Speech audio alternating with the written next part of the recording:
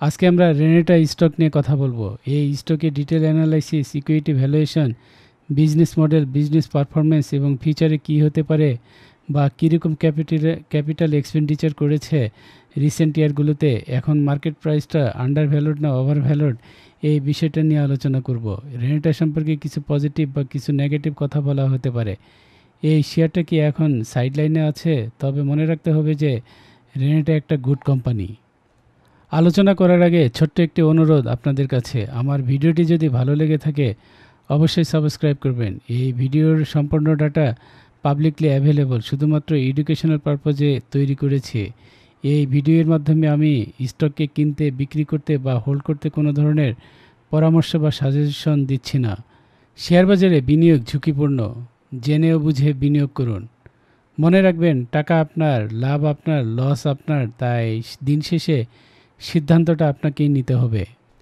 ছাত্র জনতার অভ্যুত্থানের পর এক সপ্তাহ টানা উত্থানের সাথে লেনদেনেরও গতি ফিরেছিল দেশের পুঁজিবাজারে, কিন্তু সেই গতি ধরে রাখতে পারেনি এই পুঁজিবাজার। বিশ্লেষকদের মতে বাজারে যে আস্থা ফিরেছিল তা পুঁজিবাজার নিয়ন্ত্রক সংস্থা বিএসইসির সিদ্ধান্তের কারণে ভাটা পড়েছে। ফলে ফের সাইডলাইনে অবস্থান করছেন বড় বিনিয়োগকারীরা। যেখানে 2000 কোটি টাকার ট্রেড ভলিউম হয়েছিল, 1800-1600 কোটি টাকার ভলিউমও আমরা পেয়েছি। সরকার চেঞ্জ হবার পর 6-7 দিন এই রকম ভলিউম ছিল। ডিএসইসির কিছু সিদ্ধান্ত নেওয়াতে বাজারে কনফিডেন্সের ঘাটতি আমরা লক্ষ্য করলাম।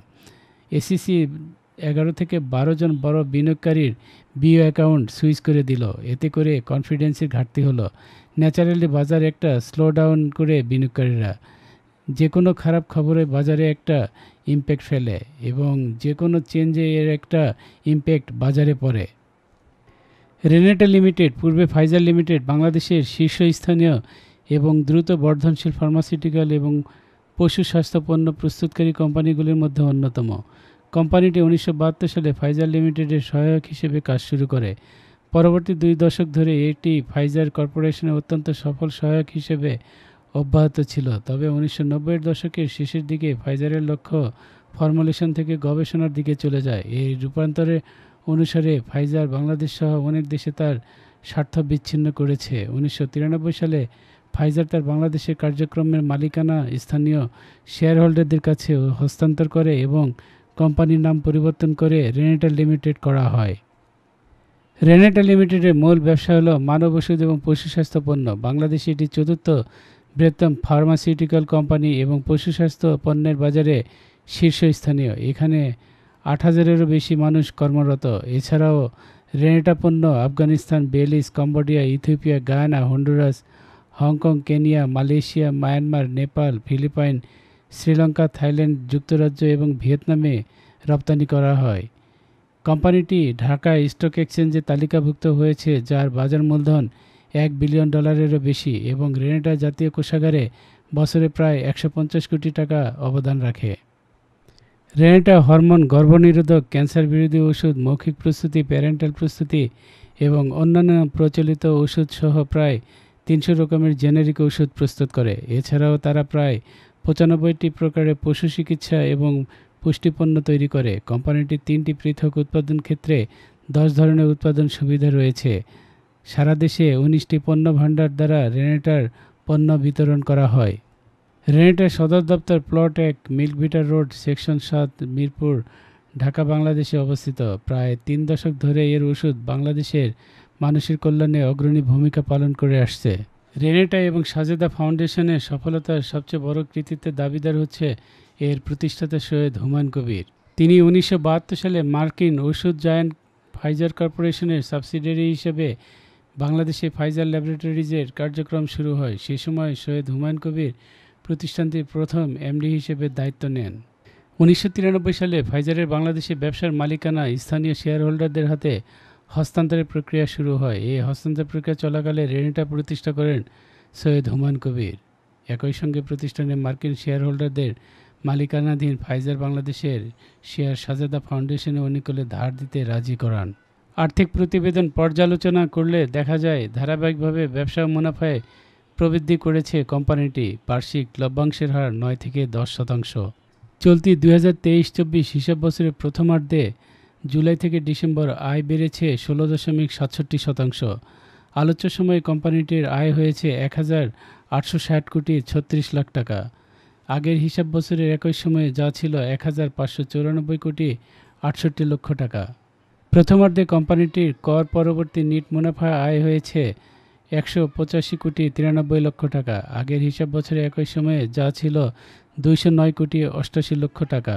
প্রথমার্ধে কোম্পানিটির শেয়ার প্রতি আয় বা ইপিএস হয়েছে 16 টাকা 21 পয়সা। আগের হিসাব বছরের একই সময়ে যা ছিল 18 টাকা 30 পয়সা। 2023-24 হিসাব বছরের দ্বিতীয় প্রান্তিকে কোম্পানিটির আয় হয়েছে 918 কোটি 20 লাখ টাকা। আগের হিসাব বছরের একই প্রান্তিকে যা ছিল 757 কোটি 61 লাখ টাকা। আলোচ্য প্রান্তিকে কোম্পানিটির নিট মুনাফা হয়েছে 85 কোটি 18 লক্ষ টাকা। আগের হিসাব বছরের একই প্রান্তিকে যা ছিল 85 কোটি 35 লাখ টাকা। গত 31শে ডিসেম্বর শেষে কোম্পানিটির শেয়ার প্রতি নিট সম্পদ মূল্য বা এনএভিপিএস দাঁড়িয়েছে 276 টাকা 18 পয়সায়।